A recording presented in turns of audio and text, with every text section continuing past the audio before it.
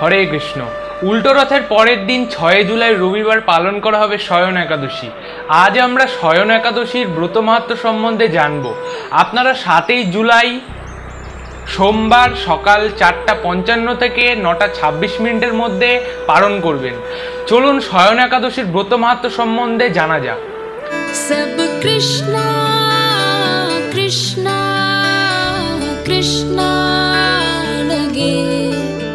প্রত্যেকবারের মতনই মহারাজ যুধিষ্ঠির ভগবান শ্রীকৃষ্ণকে জিজ্ঞাসা করলেন, আষাঢ় মাসের শুক্লপক্ষের একাদশীর নাম কি, এর মহিমাই বা কি, তা কৃপা করে যেন তিনি তাকে বলেন।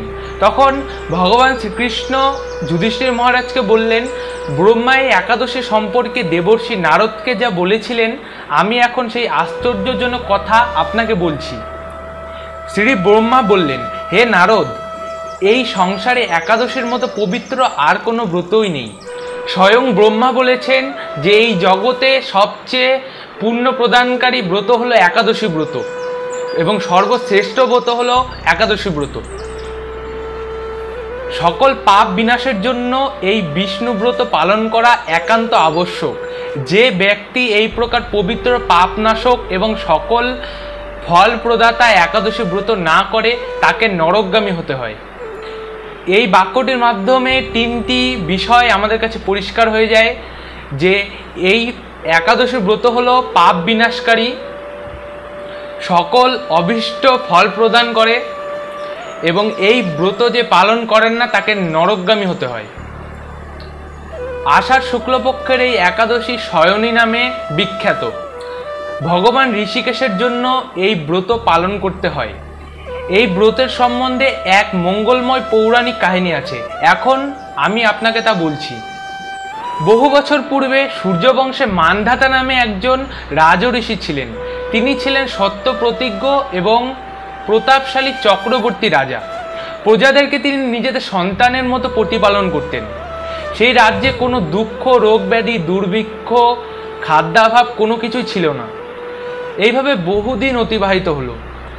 কিন্তু একসময় হঠাৎ দৈব দুর্বিপাকে ক্রমাগত 3 বছর কোনো বৃষ্টি হয়নি।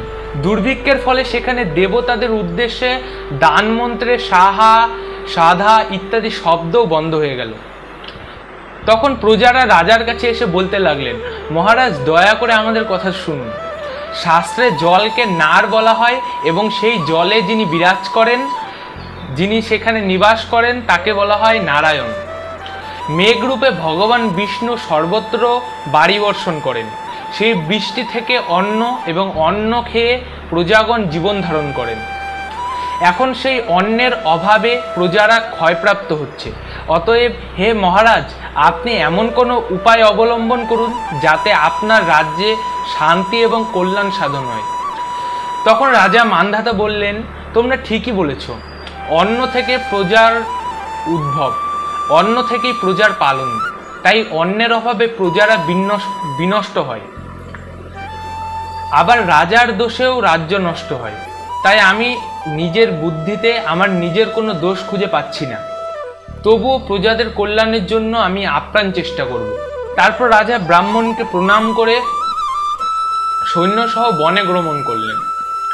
সেখানে প্রধান প্রধান ঋষিদের আশ্রমে তিনি গেলেন এবং তাদের সঙ্গে সাক্ষাৎ লাভ করলেন। এমনই একদিন ব্রহ্মার পুত্র মহাতেজস্বী অঙ্গিরা ঋষির সাক্ষাৎ তিনি লাভ করলেন। তাকে দর্শন মাত্রই রাজা মুনিবরের চরণ বন্দনা করলেন। মুনিবর তাকে আশীর্বাদ ও কুশল প্রশ্ন জিজ্ঞাসা করলেন। রাজা তখন তার বনে আগমনের কারণ সবিস্তারে ঋষির কাছে জানালেন। ঋষি অঙ্গিরা কিছু সময় ধ্যানস্থ থাকার পরে বলতে লাগলেন, হে রাজন, এটি সত্য যুগ। এই যুগে সকল লোক বেদপরায়ণ এবং ব্রাহ্মণ ছাড়া অন্য কেউ তপস্যা করে না। এই নিয়ম থাকা সত্ত্বেও এক শূদ্র এই রাজ্যে তপস্যা করছে। তার এই অকার্যের জন্যই রাজ্যে এই দুর্দশা।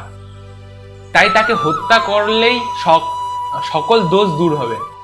তখন রাজা বললেন, হে মুনিবর, তপস্যাকারী নিরপরাধ ব্যক্তিকে আমি কিভাবে বধ করব? আমার পক্ষে সহজসাধ্য অন্য কোনো উপায় থাকলে তা আমাকে কৃপা করে বলুন।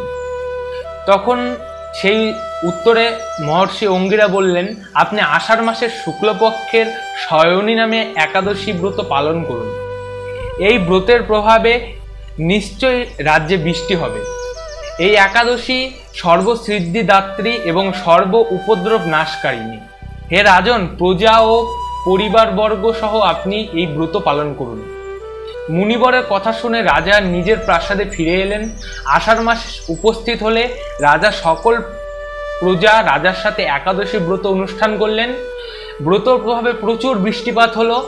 কিছুকালের মধ্যেই অন্নাভাব দূর হয়ে গেল। ভগবান ঋষিকেশের কৃপায় প্রজাগণ সুখী হলো। এ কারণে সুখ ও মুক্তি প্রদানকারী এই উত্তম ব্রত পালন করা সকলেরই অবশ্যই কর্তব্য। ভবিষ্যত্তর পুরাণে যুধিষ্ঠির শ্রীকৃষ্ণ নারদ ব্রহ্মা সংবাদের রূপে এই একাদশী ব্রত বর্ণিত হয়েছে।